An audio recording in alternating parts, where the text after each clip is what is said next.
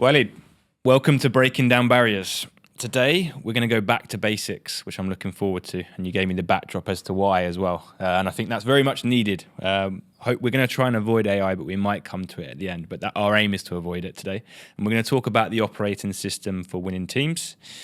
For our guests and for our listeners, today, to tune in for this episode, you're going to hear about how to build and collaborate, from building teams at Dropbox for 700 million users, to scaling creator tools for Snapchat, to designing merchant ecosystems at DoorDash, and now shaping growth, Q-commerce, and new ventures previously at Hunger Station.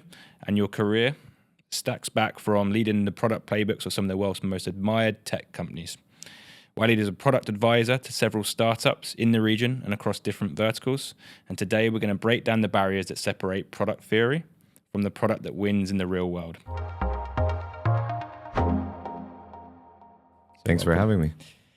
So look, every great product leader has a moment. So we always start with just giving a bit of the human side, where their jobs moves from being execution and becomes a more leadership, obviously with the career direction that you've been in. What was that moment for you? Look, historically, every role comes with different challenges, right? And I think every role brings a new aspect, a new angle to it. Moving from kind of doing into being into getting into a leadership role happened actually quite surprisingly, quite very fast. When I was at Dropbox, I got one level to another level to another level, and it was kind of a surprise to me how fast things moved over there, which was actually quite rewarding as well.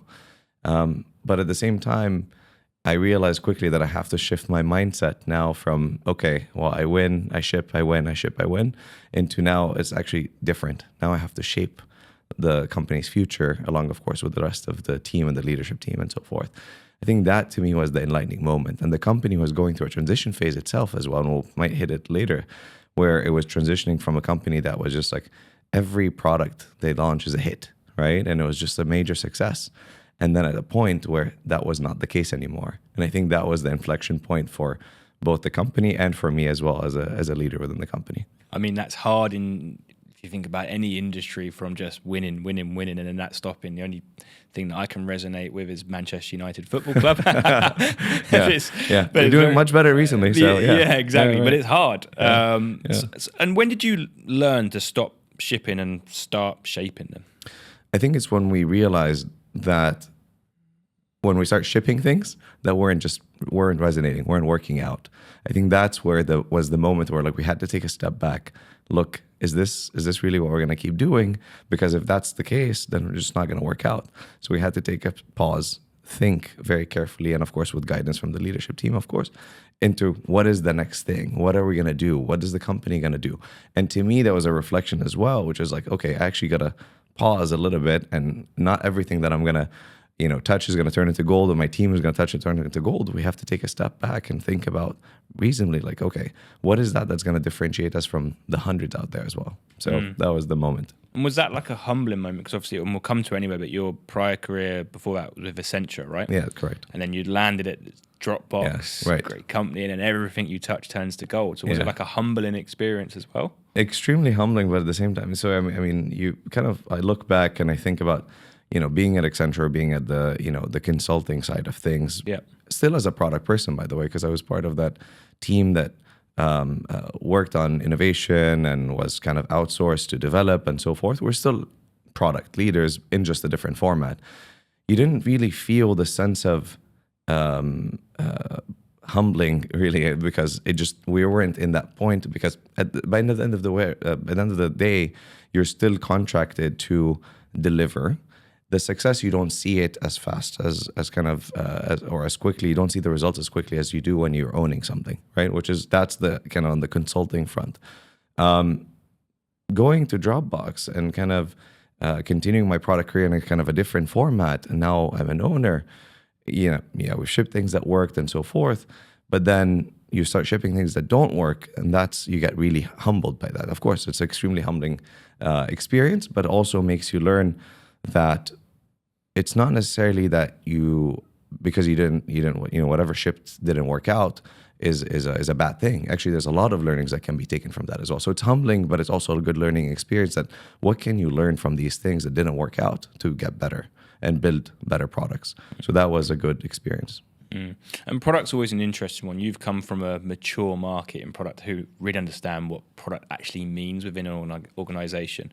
You know, I always think back to 2012 when I first started recruiting product people in the UK, but no one understood what it was. I've said it a number of times. They thought it was project managers, delivery, scrum masters, product owners, all of that kind of stuff, right? And then you had these super bright entrepreneurs that are in the tech ecosystem in the UK. You think back to businesses like Shazam and Halo Cab and so forth. That like, no, you need to get me one of those US product people that really understand product and engineering. So my question is like, what did the US teach you that the Middle East isn't or wasn't ready for, and vice versa? Look, I think we've grown a lot in the Middle East in the past few years. I don't think product is as early stages as it was before, and it's not really a completely unknown field, and it's definitely grown a lot recently. So it's not as foreign as it used to be. So maybe there's not as drastic difference between them as it probably was when you first landed here. However, it differs also by industry or sub-industry, right? So like within the tech world, marketplaces product is a very much known function. People know what they do and so forth because we have people in the space that have been around for a while in the market that have done it for a long time, like Talabat, for example, right?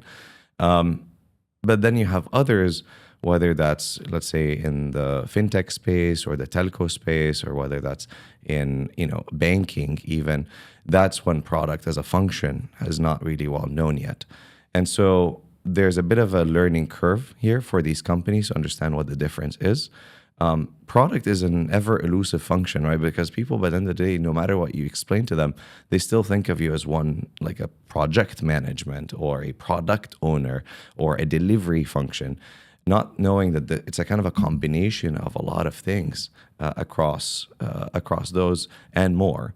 And so the learning here that I've come to find out is just like making sure that you can't force it on companies that I am now the product owner or the product leader, or it's a product-driven company. You have to bring them along this journey and show them what the function actually means over time. So it's a bit of a transition and a bit of a journey to kind of bring them along the kind of the journey with you. Yeah, no, I love that. So I'm going to start early with some quick fires to get you warmed up before we get into everything else around the identity and approach for you. What does high performance mean to you? High performance to me is three components. I guess it's a rapid fire question, so I gotta keep it short. High performance is achieving results in a fast and efficient manner better than everyone else. Because the first two, you can achieve fast, you can achieve the results, but you might not be as better than everyone else out there, so you might still not win. So the combination of those three is very important. And what's one habit that you refuse to compromise on? I refuse to compromise on customer delight. Customer delight, of course. Yeah, of course. The easy one. Yeah. Well, not so much easy one, but exactly. the one that I knew you were going to go for. What's one belief about product that most people disagree with you on? Product is the CEO, or product manager is the CEO. I completely disagree with that, and I think when I say product is not the CEO, people disagree with that. I think it's been often perceived as that, and I don't think it's the right notion. I mean, that's the tough one, right? Because that's the point where a lot of people, Series A, Series B, is that the right time to bring in a CPO? And then it's always like the co-founder, CEO giving away their baby. So you have a potentially different perception on that. Yeah, I think we can definitely dig deeper here as well. But look, I think by the end of the day, a CEO, let's say Steve Jobs, just take that as an example, right? Steve Jobs, CEO, he can call the shots. If he thinks that the iPhone is the best thing out there and no one else knows anything about it, if he calls the shot and says, we will do the iPhone, everyone will do the iPhone. That's a CEO. A product manager or a product leader, even with very strong conviction, can just dictate what the company does with no good reason, right? So that's one example of why product is not the CEO. A CEO can call the shots and can own the shots, and sometimes people cannot question if that's the decision, that's what they can do. So do you reckon that's like sometimes when maybe CPOs meet friction with a CEO and founder because that CPO has that mindset of I really want to own that strategy, and then you've got the CEO founder that's like, well, no, we're going this way. So then they meet this friction, and then probably nothing gets done.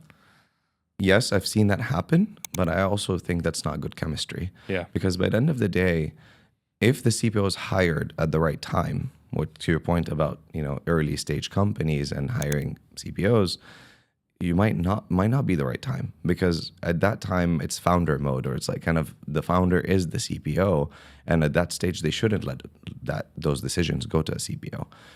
So it really depends on the stage of the company. That's number one. So if they've hired them at the right stage, then that eliminates the tension that you're talking about. The second thing is, if there was a good hiring process and a good chemistry and a good between both the person getting hired and the CEO knowing what they're looking for, I think that would eliminate that as well. Because that's something that I also talk to people in the circle when they're interviewing and talking to companies, which is like, you need to interview the company really well as well. You need to know if they're willing to let go of the reins and what boundaries are they going to establish with the CEOs and the founders.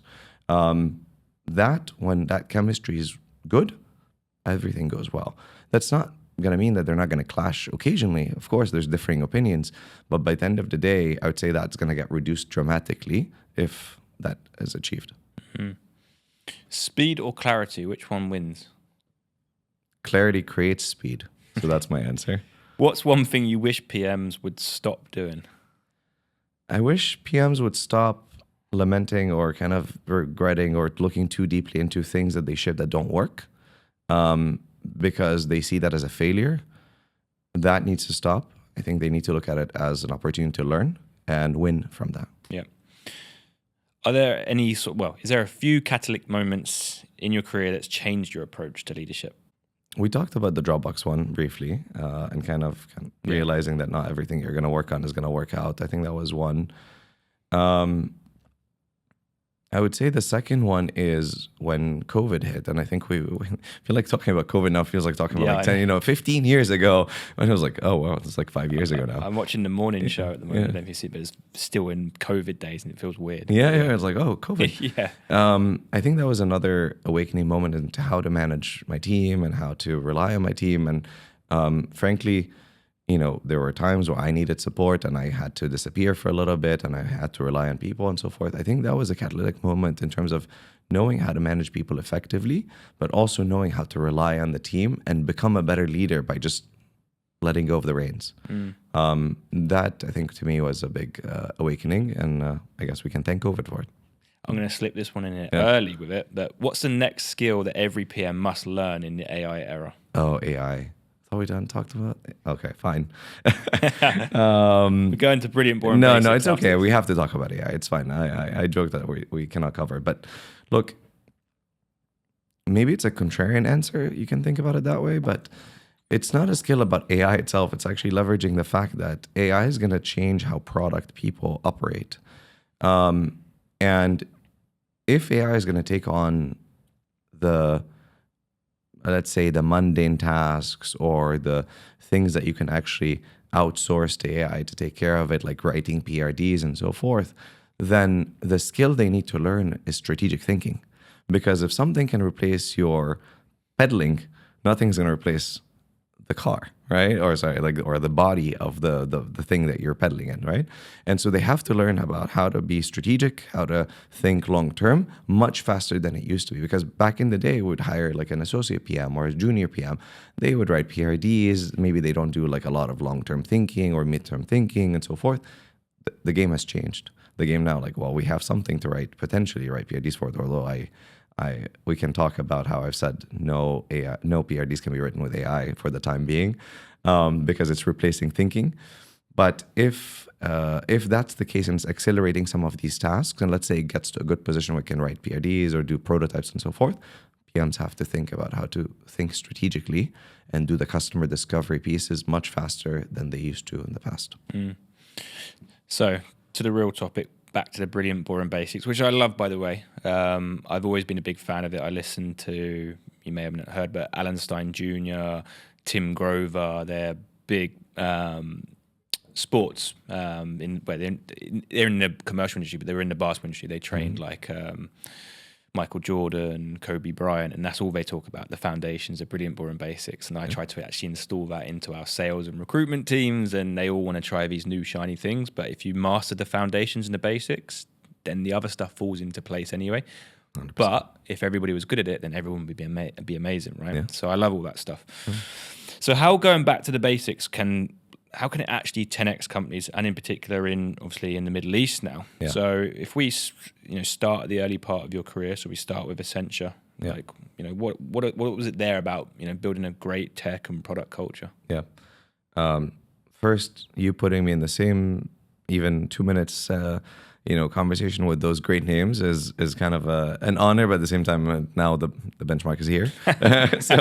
But I appreciate it. But yes, I agree. I think going back to basics, which is, when we started talking about this podcast, and I think skipping that is really hurting. I can really hurt a lot of places. And I've seen that coming here, moving here about 2 years ago now. That's not to say there's a lot of great things, of course, but there's some missing elements that would love to cover. And so going to your question about kind of, let's say, Accenture as an example, and learnings from there, and it's not a traditional tech company. So by the end of the day, it's a consulting firm that has transitioned into kind of doing tech work. I think first is celebrating wins. I think it's a small piece, and it has lived with me for many years to come. And what that does is that it really helps glue people together. That's number one. And they achieved and they celebrated wins small and large, right? In a typical consulting fashion, right? It's like, what you see in the movies, and it's very real. Maybe that has changed over the years from the time I was there until now. But to me, taking that and putting that in every company I've worked in, celebrating launches when something big, we get a cake and go out and do an outing and so forth. One, it gives teams confidence in themselves. Two, it gives them recognition, even if small. People really like, or at least to me, they like to be seen and heard and so forth. And sometimes we forget. And then third is it shows our appreciation as well, as whether it's a leadership team or a management team or what have you, to the team.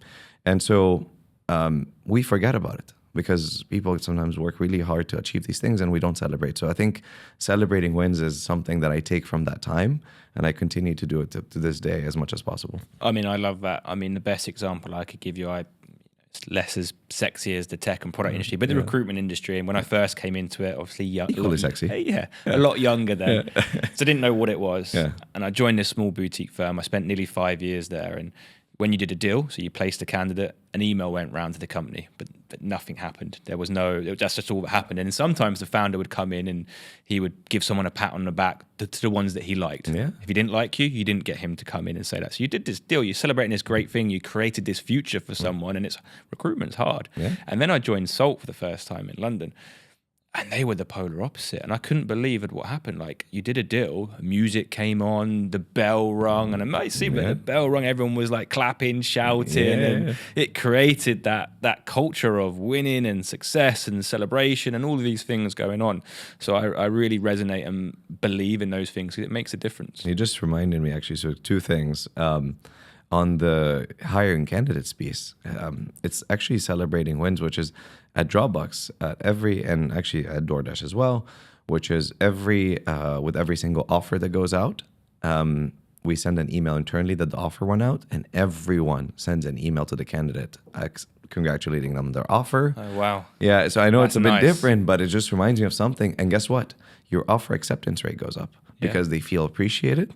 They feel like they're seen. They feel like, oh, this company actually cares about me. I'm not just yet another line in a spreadsheet that got hired. Yeah. And then the second thing about the bell at Dropbox, because we had a B2B business, and I used to sit next to the sales team. They would ring a big gong. It was like a massive gong that they just would ring the gong whenever a sale gets closed, and everyone would clap, and then they would go out and celebrate pretty hard. Yeah. So it's amazing.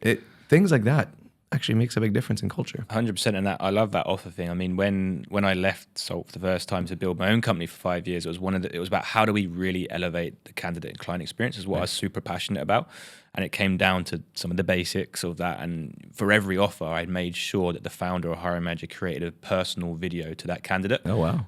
So I would refuse to just basically accept that you're just going to go, yeah, you recruiter, you go make the offer and here's the numbers and this is what it looks like. I'm like, no. You need to give me the details of like, why are you hiring for them? Like, what did you like during the interview process? Wow. How do you think that candidate's going to fit into the wider business context? Like, talk them through the future of what the next 6 to 12 months. Love that. And the offer rate and the close rate. I mean, I think Love it was that. 100%. And, Yeah. and because we were going above and beyond the other offers, and this was at a time 21, 2022, when everyone was getting 10, 20, 30 offers. You needed to make a difference, right? Yeah. But these small details did make a difference. Love it. Love it.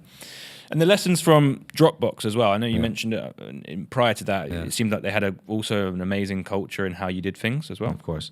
When I look at my career and kind of what shaped, I think the largest part of my personality, my character, and me as a professional, and my wife and I were just joking about this, that she says that this was the best place you've ever worked at. And it was true. And that's because of the culture. When you think about a culture can mean a lot of things to a lot of people. But when you think about that company and what they've done, there's certain components to building into that culture. But one aspect of it was the company was really good about building great products, and everyone was rallying behind building great products, and it was in the company values. It was plastered on the walls. It was just all over the place, and that is beautiful, right? And everyone then feels this sense of I belong to this, and I am going to contribute to that. The second, I think, piece about also Dropbox and is people really rallied together, but the company made sure. I mean, this is again maybe some somewhat famous stories now, but like Dropbox used to offer meals, breakfast, lunch, and dinner for people. I'm not saying that every company can and should do that, but it brought people together. When you have breakfast together, you have lunch together, you have dinner together, the bond is insane, right? It's not just working together. You're basically living, breathing, eating together on a daily basis. I mean, again, it was a younger time. I don't think I can do that anymore, but even the maybe the more junior or mid-level people would then be able to do that. It just was amazing. And you can recreate that. Like, again, you don't have to provide all of this for people, but you can recreate it. And that to me was extremely meaningful. But at the same time, it was something that bonded people together really well. And I think you also said there was weekly learning sessions, hack weeks. Yeah. So maybe less on the softer side, maybe less on the hardest things, or maybe more sophisticated things. There was weekly learning sessions was also something that bonded people together. Why?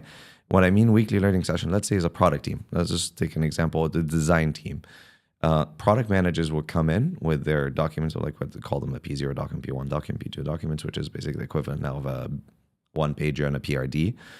They would come and review it together and present to each other before they go and present to the leadership team. And they learn from each other, like, okay, and they critique. And they're like, okay, maybe you can do this better, you improve this, have you thought about this edge case, and so forth. And that was amazing because one, it gave them confidence. Two, is like a rehearsal for the leadership meeting. And then three, it kind of bonded them together. And then a hack weeks. Yeah, the company was notorious. We would do a 1 week hack week. No one gets work done, and like except for KTLO and like issues and bugs and so forth. But everyone would have the liberty to create, to think about the company's future. And then Drew and Arash would sit on a panel, and they would get every project would get presented to them, and they would sit through and evaluate, and there were prizes and so forth. And then actually, one of the prizes would be something called Ship It. That was a category. And that would be a product that is going to ship within 2 weeks. Wow. And any success stories from it, like key? Maybe I had one or two that I actually worked on, but no, but there's definitely quite a few. I mean, I can't recall everything, but I would tell you a beautiful part to this. Actually, even Drew and Arash would be part of Hack Week. They themselves would participate and they would code, because I mean, Drew and Arash built the code for the original Dropbox. They would actually develop it themselves. And Hack Week also is the same thing. Maybe at DoorDash was slightly less because you know, it was a time where DoorDash was in a highly competitive industry. So maybe it was a hack day, not a hack week. But the same concept applies where people think together, come together. They don't work in silos. They work in teams and groups. It's almost like back in school projects, right? Yeah. But actually everyone's contributing, not just like someone's like lurking around. Yeah. What was the retention super high at Dropbox then? Super high. Early years, I would say, again, like the statistic is probably not with me, but like I think it was just, I know by the fact, because by the time I left, I was, I think, employee, like my percentage, like there's a page where you can see like about Ricci, and you can see like, you know, what you're interested in, your hobbies and so forth. It tells you like how the percentage of people that have joined after you. Before, or by the time I was leaving, I was like, I had joined 99.2% of the company had joined after me. So I've got to see I joined earlier. So that, I mean, that can mean two things. Either the company had so much churn that so many people came, but no, it was because it was just a little bit early on. But just my own math and my own team and my product team, it was like, if I look around me, it's like 90% retention. Just everyone's incredible. there. Yeah. I think I remember your Dropbox progression framework came out. It was public. I'm sure of it was Dropbox one. Was it? I'm not 100% sure. Which one's that? It was like a progression, like it just went through the detailed progression framework of every role. Oh, every role. Yeah, that is true. And I remember it was at a time where I was on site with the business. So I was providing on-site talent solutions. We were scaling fast. And actually the CTO was like, we need some progression frameworks. So I was like, well, look at this. Like this has just landed. We didn't land in my inbox. The career ladder. Yeah, the career ladder. And I was like, this is exceptional. Yeah. And then I was like, I didn't take the credit for it, but I was like, look at this stuff. This is incredible. There's no reason to credit. You can take the credit. Yeah, let's install this into the business. And that's somewhat what they did. Yeah. Career ladders, and that's what we use today. And actually, that's something really good for employee also, motivation and honestly, feedback and knowing whether they're doing well or not. And that's where career frameworks really help. Yeah, it was great. And if we stick on Dropbox and talk about craft discipline, sure. What did they measure that others don't, that you think? What did they measure that others didn't? Customer delight. We talk about customer delight, and I think one of the values in the company was cupcake. And this is real. It's one of the company values was literally called cupcake, and that's measuring delight.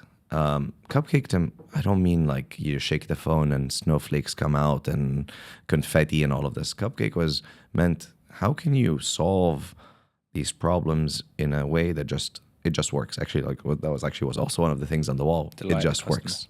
It just works. And that still sticks with me to this day. And how we measure that, and like we measure like, you know, time to completion of a task, or whether that's like, you know, how many people actually were able to successfully complete X, Y, and Z, or and that to me was something that was different that others did not really at the time measure.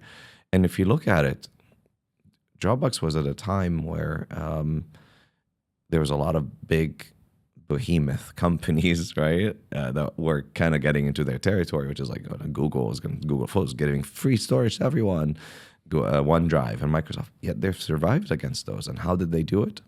Delight. Cupcake. You know, it just works.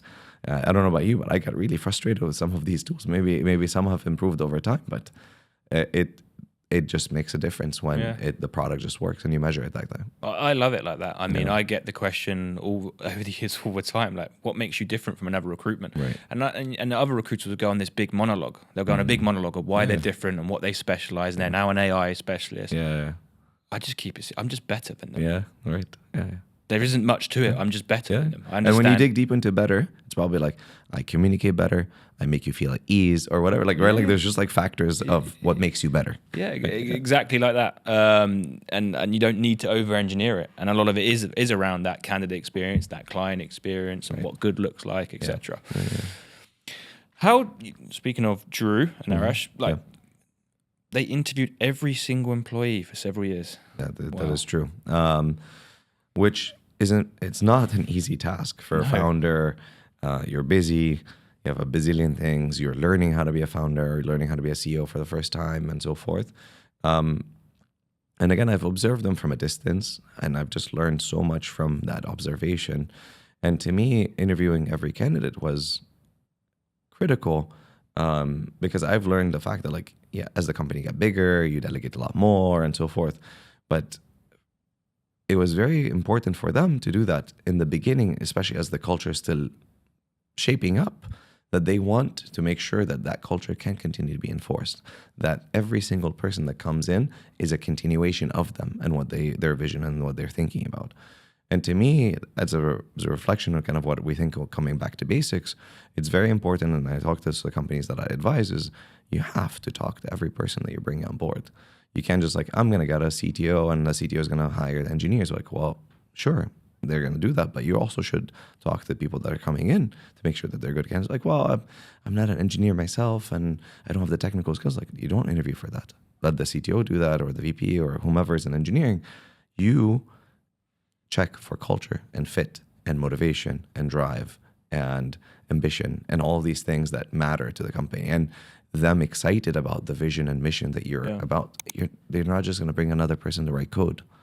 Everyone can do that, but you want someone who can be part of that. And that, to me, if we bring that from what they used to do, and of course they stopped at some point, just can't scale, but it's when you feel that the company is in a good position, that kind of like, okay, your second line in command, third line in command are like literally an extension of you, or your arms and legs, then in that case you can probably let go at some point. And did it work? Like, did whoever was the second and third in command at the time, did they observe that behavior and they were able to continue that cycle of interviewing, assessing, and hiring the right people? We talked about high retention. That is part of it, is because they hired the right people. The company was doing well, succeeded, is because of that as well. So I think that is a testament to their effort that they put in. And it's not an easy task, but I think it's worth it. And how did you perfect that interview process then? Was it shadowing, reverse shadowing, robust matrix? What was it? Yeah. So from an interview perspective, and I think this is, I bring that to every company I work in. Like your framework. My framework, right? Which is one, before shadowing and reverse shadowing, it's very important for people to be very clear about what are they hiring for, right? I'm hiring a PM. Like, wait, that's not enough. Like, what are you actually hiring for? Okay, hiring a PM for payments. Let's just put as an example. Okay, but that's still not good enough. What skill set, what habits, what traits are you looking for? Okay, in this case, you can then say, I'm looking for a technical person with a high slope, that are quick to learn. Payment space is very complicated, maybe with experience in some, let's say, regulations and so forth. Okay, now we're there, right? At least that's a starting point. That's part of the framework, is you start like what you're looking for. I'm not saying that everything you need to hire a specialist. That's not what I'm saying. It's just more about the traits for that individual. Certain cases you might need a specialist. Those are definitely needed. That's the first part of the framework. The second part of the framework is putting a matrix together about, what are those skill sets and what does good look like, right? So being very clear before you even get interviewers to help you hire and go do the interview process, like kind of what does good look like for each of these traits? Put example questions, make sure that people have a standardized apples to apples comparison, because guess what? And I've noticed this, actually, speaking of the Middle East and coming here, is I've noticed that the interview process is very loose. And not in a bad way. Yeah, really? Yeah. I would say like it's not in a bad way, but it's not as structured, which then makes debriefs, if the companies that do debriefs, becomes a little bit loosey-goosey. It's kind of, my own personal perspective and so forth. Versus if you have a standardized way of asking the questions and what we're looking for, examples, what we're looking for and so forth, with specific examples that goes along with them, then it becomes easy to compare. So that's the second part of the framework, is to put a matrix together, what you're looking for, what does good look like, with example questions. And then third is training the interviewers.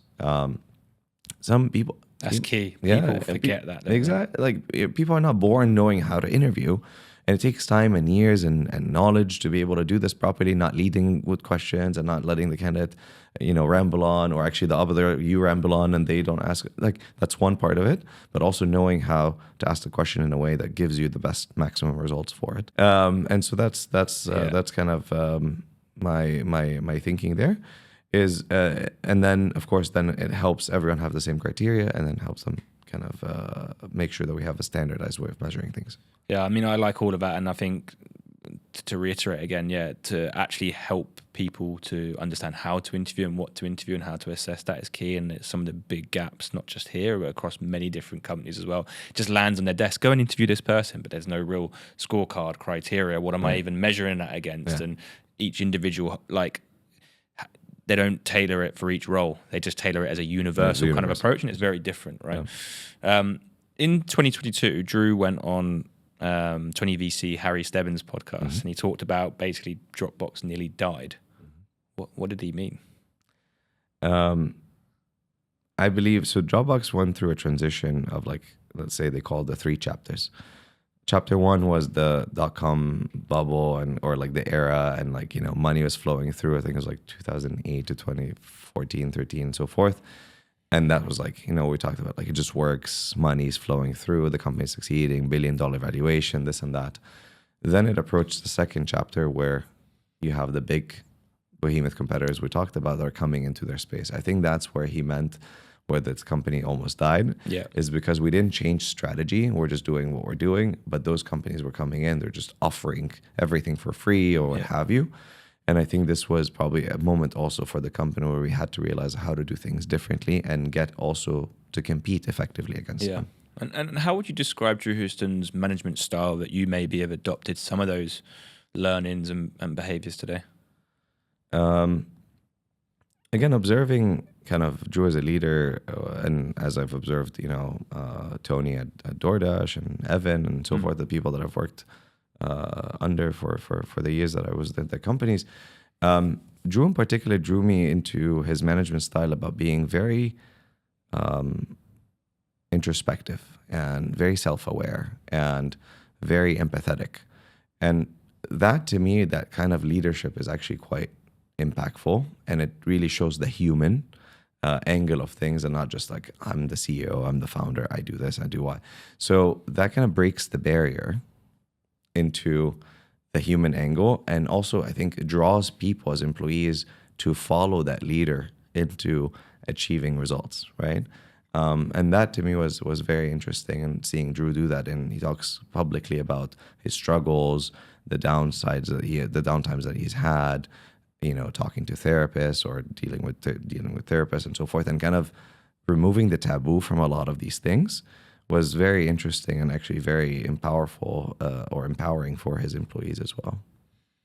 No, I love that. Yeah. If we look at Snapchat, then move to Snapchat. You know, creators, consumer psychology, all about empowered teams and reducing the unnecessary layers of approvals as well. What changes when your user is also like your supply? Do you want a frank answer? Nothing changes much, because by the end of the day, they're still a user, right? They're still a customer, and you still solve for them the same exact way. What the only difference here is that their livelihood, it depends on you, right? Like they're making a living off of your platform. So you have to keep that just in mind, because the stakes are high. It's not like a user you're solving for, an Instagram user who's just like scrolling through and like, yeah, sure, if you ship something that impacts their experience, might be annoying, they might drop off or what have you. It's very different than you're the creator, and you need that money to make a living. And that, to me, and having that perspective with me and my product teams, my design teams and so forth, makes a difference. It's just like we take it extra careful when we impact their livelihood, and we just have to make those decisions a little bit more precisely. Yeah. Anything else that you would add in terms of your experience with, obviously, Snapchat? What was beautiful about Snap is how empowered teams were. Evan really made it clear to everyone that Snap is a company that relies on the people to be creative. I think there's like the 3 things, the models, like smart, creative, humble, maybe. I can't remember the third one. But smart, creative are the ones that are like really stuck out to me, or stood out to me. And creative was a big angle here. And you can be smart and you can be creative, but you also, if you're smart and creative without authority and without autonomy, it's not going to be very impactful. So that to me was a way that I've seen it work really well. And tactically, the way that we're able to achieve that is we're very quick in the decision-making process. So the teams they come up with the idea, they literally put it on a deck on a weekly basis that goes to Evan, and he puts a comment in, ship it, or he has a comment, and that's it. And that is fast, right? Like you don't have to go through rounds and rounds and documents and so forth. And Snap is a bit of a different culture where it's a little bit less about the writing culture and it's more about visuals. And again, it's like a very creative product. And so we make sure we have a good visual representation of what we want to achieve. And you ship it out to him, or you send it out to him, and he basically thumbs up, Nice. thumbs down. And if we look at DoorDash then, so I hear that they wouldn't sign off product leadership hires unless there was two channel Two back channels. two back channel references, and then written down from hiring managers, basically. Yeah. So going back into hiring effectively and hiring the right people. Initially, I was very skeptical about this back channel references because it can really, if done incorrectly, it can really hurt. But yes, I don't know if publicly, we can talk about it, but it's out now. But yes, there was definitely always before any offer goes out, every manager has to get two back channel references on the candidate and write them down, and then that gets sent to the CPO. The CPO then reads it carefully and then approves it or not. And if you can't find a back channel reference, it's not going to go through. And that's very important. I'll tell you why. Because, and you're in the world of recruiting, so I'd love to hear from you on this. References are important, but of course, everyone's going to put the best references they have. Like they're going to put people that are, the best representation of their work and what have you. Yes, you can, again, if you're trained correctly, you can still ask the right questions, still get the right reference, even those references to give you some details that they might not be willing to share if you don't ask them correctly. But a back channel reference is very effective because, that always can tell you quickly whether this person did a great job or not. But you also have to be careful to read through also these back channels, whether they're accurate or not. Yeah, I mean, I'm on the other end of the spectrum with it as well. Like I always believe in like 5 to 7 references on a candidate. Wow. And I also believe as a whole is training. People don't know how to take like references, and they think it's very much the basics as well. Right. Where actually you need to I like to connect it to the culture of the business, the person, the role, the people that they're going to work with, the mission of the role, and actually tailor in the references towards that to really understand whether it's going to be the right alignment for the organization. Plus the usual stuff that you expect in referencing. But I do think there's a whole training session on how to take references, and I think most people don't know how to. I think that's critical. What's the hardest barrier in balancing consumer versus merchant versus courier experience? Look, in general, marketplaces are very complicated, right? Because you have to balance between the three. Let alone on top of that as well as like maybe there's a fourth layer for like advertisers if you have ad tech and so forth. The difference is mostly about how to collect feedback from those parties, because the consumer side, collecting feedback from those is not the same as collecting from a merchant, collecting from a writer. And again, everyone has different incentives. A writer, that's their living. And you have to keep that in mind as well. A merchant, that's their living. A customer is hangry and they want to get their order and they want to get their food as fast as possible, right? Or they're in need, or they have a mother that needs to feed her kids, or a father needs to feed his kids and so forth. So the difference is mostly around collecting feedback. And I think this takes us to a point of how customer input is the best thing ever to creating the right product strategies. And to me, being able to get that feedback in a continuous fashion on the ground is extremely impactful. And I don't know if you know this, but DoorDash, for example, every employee has to do what's called a We Dash, and every employee has to go and do deliveries, like as a driver. Or in this case, a writer in the GCC region. And How was yours? Mine was great. I had a great experience. I didn't get a lot of tips, but I don't know if that's our presentation of my service or something else. But America's big on the tipping culture. Do you give tips here now because of that experience of like knowing? Because I see it. You see it now in the drivers. Like they've done like 20 rides, 30 rides, and they've got no tips. Yeah. I would say in the Middle East, it's a lot more brutal because of the heat. Yeah. And frankly, those guys deserve a lot. And so, yes, I think I would highly recommend people to tip their drivers here. In the States, it's a big tipping culture regardless. It's almost like a norm. But of course, I mean, if someone's doing this for a living, of course you want to tip them out. But kind of thinking about what I learned over there is I've learned I'll give you examples. We've shipped things because we've known drivers have a hard time parking. We've known directions are really, really hard to follow. You'd have to go into the building and 6 steps in and you make a left and then a right after the pool and you go up to it's very complicated. So then you ship features that are like, wait, how do we improve the navigation or the pictures or this or that or the directions to the house? So that's a first-hand example of those, how listening to customers and being on the ground makes a big difference. And same thing on the merchant side, same thing on the consumer side. And how did DoorDash avoid feature sprawl then? They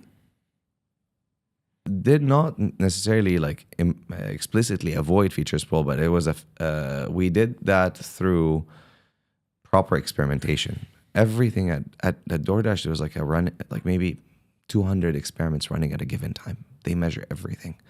Everything is measured as an experiment. Everything ships out as an experiment. So, and we kill things. So to answer your question about feature sprawl, we kill things that don't move the needle.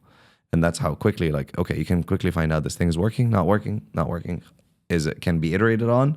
If it's on its final leg and there's no more iterations to be done, move. Like I think move on to the next thing. So kill it out and move on to the next thing. So measuring everything. And I think that's something that is impactful also when we ship products, to be able to experiment and measure things. And you've been in organizations with a real process and methodology around hiring.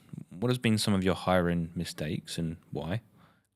Because it seems like it's been impossible to make hiring mistakes. Right. No, everything's possible. No matter how many frameworks in the world that you have, you can definitely do hiring mistakes. And no matter how bad back channel references happen, you cannot avoid hiring mistakes. I think maybe I reflect on situations where I've seen us hire too quickly. That can potentially set you back.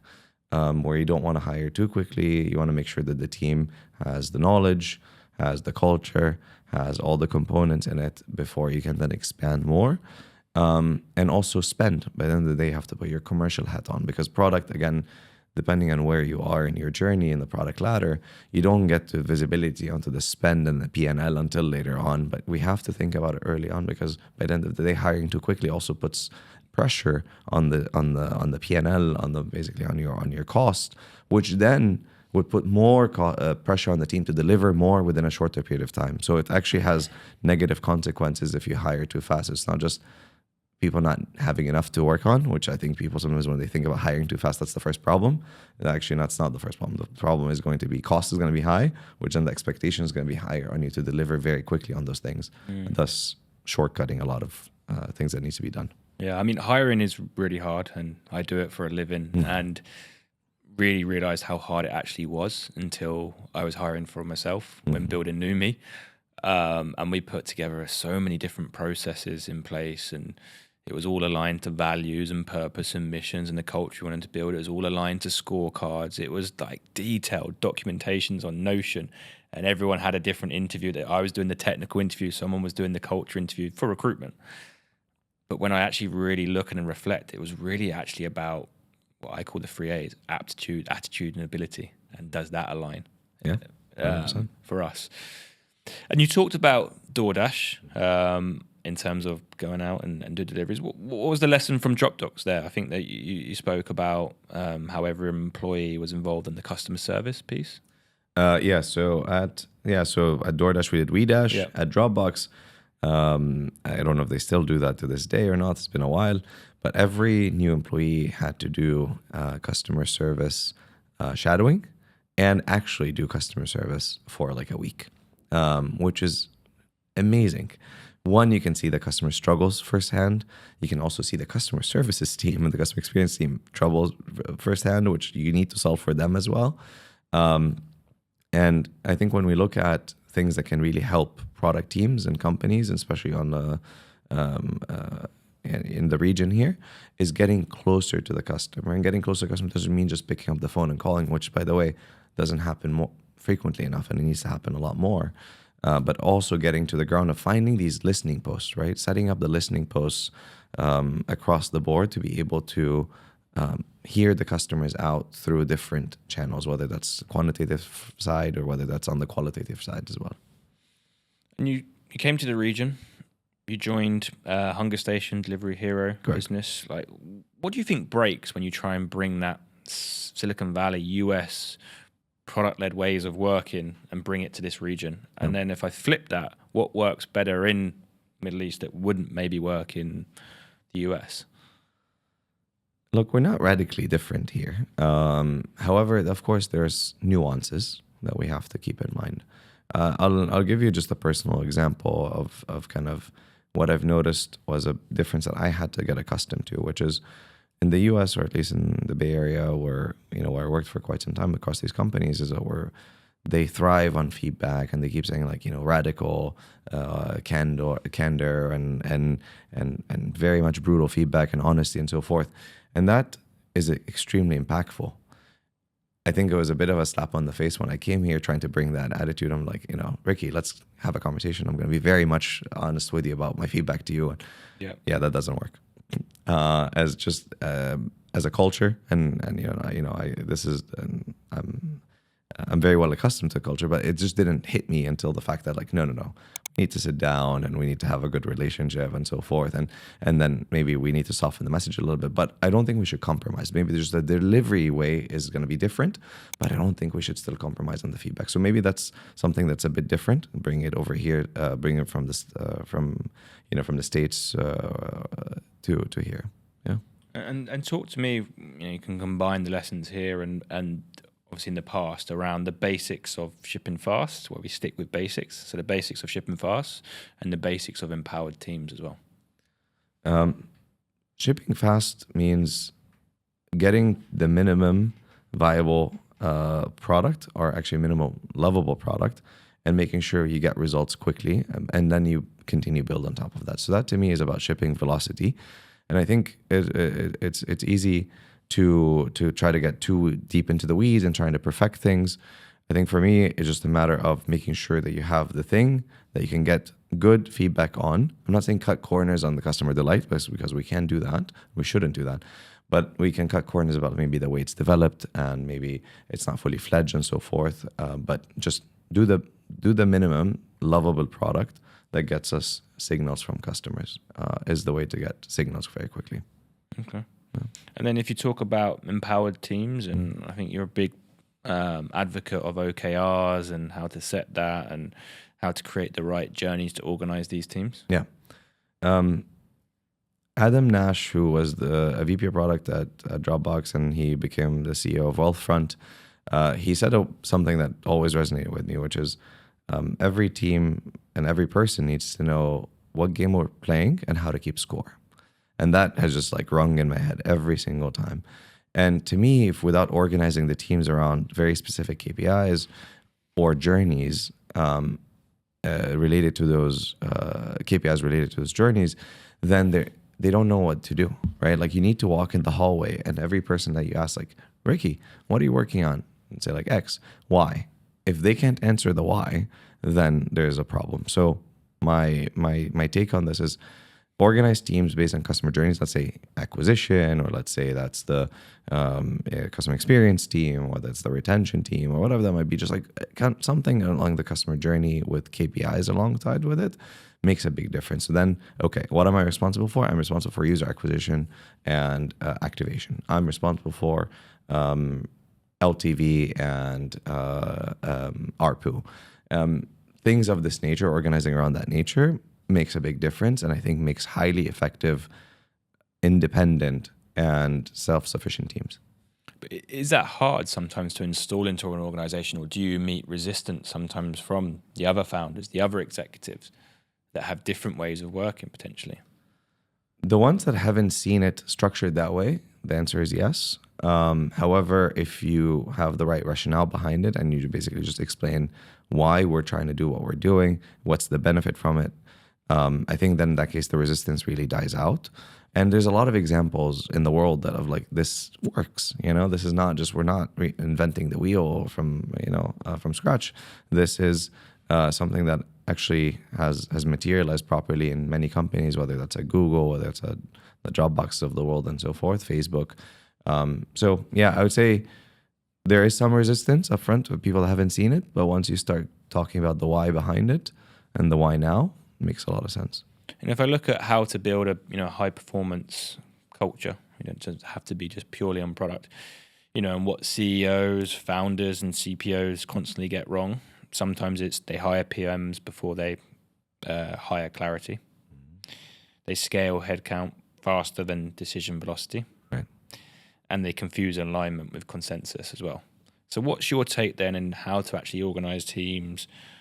What do elite PMs do that maybe the average ones don't, and your lessons around that in particular. The thing is about high performance cultures and individuals. Again, we think about if they don't know what they're trying to achieve and why they're trying to do whatever they're doing, then in that case, there is going to create a lot of issues, right? So that's number one. Number two is knowing how to set the right processes for them to really enable them to move fast really helps unlock things. So we talk about product reviews, we talk about design critiques, we talk about this, when people are aligned on what we need to do, and the process that goes along with it, it just helps us move a lot faster and helps CEOs and founders and executives in the company have a good understanding of what's going on beneath them and gets them aligned into this vision and so forth. So that's the second part. And then third, of course, if we hire correctly and making sure that everyone is involved in the proper hiring process from the different stakeholders across the company and so forth, that removes the tension about hiring alignment or misalignment on the hiring of the people that we've gotten on board, and there's a big cohesion around kind of the team that's actually working on achieving these things together. So I think those things together can be the winning formula. And our last bit will be on AI, and it'll be very quick before we move to the end. How do you evaluate then whether an AI feature actually has real value? Does it reduce a decision? Does it shorten a workflow? Does it improve accuracy? Does it remove cognitive load? What is your take here? It's very easy now because everyone's plastering AI on top of everything to get lost into that and to fall in that trap. And I think that can potentially hurt a lot of companies. It's very then important to go back to the basics of solving real customer problems. If we know that there's a big need and a gap with the customers, then in that case, it's very easy then to see if there's an AI solution for it. If the answer is no, don't do it. Right? That's not the right way to approach it, because you can then fall in that trap, in the build trap, and you're just going to constantly keep falling into it, trying to see what's going to happen with this AI feature or product line that you've shipped.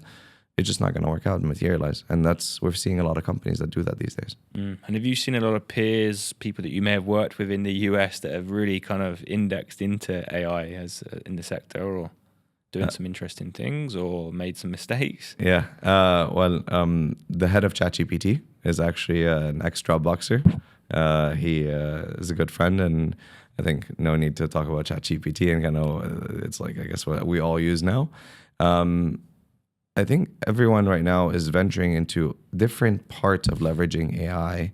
And the point is, there are real customer problems to solve for, and there's niches to it. Once you can find that niche and you want to solve for it, I think that's the solution, right? So Figma found certain problems to solve for with AI, right? Helping designers move faster or create, prototypes faster. Whether that's, hiring tools and recruiting that helps summarize interview notes, for example. That's meaningful. Why? Because interview notes were just very, very brutally hard and kind of just a hard exercise. So to me, and I've seen people venture in, and I have a lot of friends that have went into that, but those solve real customer problems, and those are successful. They're not just throwing, an AI chatbot built into a product line. Yeah, I mean, it's again about the customer aspect or the business commercial side, and you see the same with here, like businesses like Talabat and Kareem. There's clear use cases within their business and within their workflow that's going to then optimize from a customer experience and generate more revenue for the business. Last closing bet then. If you had to bet your career on one belief about product in MENA over the next 5 years, what is it? I think building AI products that are Arabic-centric is going to make a big difference in the region. There's a lot of nuances in MENA, and you're not going to find companies in Silicon Valley that knows Arabic and problems that really this region faces using the Arabic language, whether that's in, let's say, customer support, or whether that's in social interactions and so forth, that are Arabic based. That is where I think I will put my money on it for the next 5 years, and I think it's going to be quite impactful. Amazing. Walid, thank you for joining Breaking Down Barriers. It's been a pleasure. Thank you so much for having me. And I've got one more thing to add for our audience. So I've got something interesting for you and a quick ask right now. 72% of the people who listen to this podcast every week are not subscribed. That's totally cool, but here's the thing. Subscribing helps unlock bigger guests, deeper insights, and the kind of episodes that genuinely make a difference to the ecosystem. So if you're taking value from the show right now, even once, could you hit that button? It's free, it takes 1 second, and it generally helps shape the future of this podcast. And who knows, you might tap into the reason why we get the CTO of Amazon next month.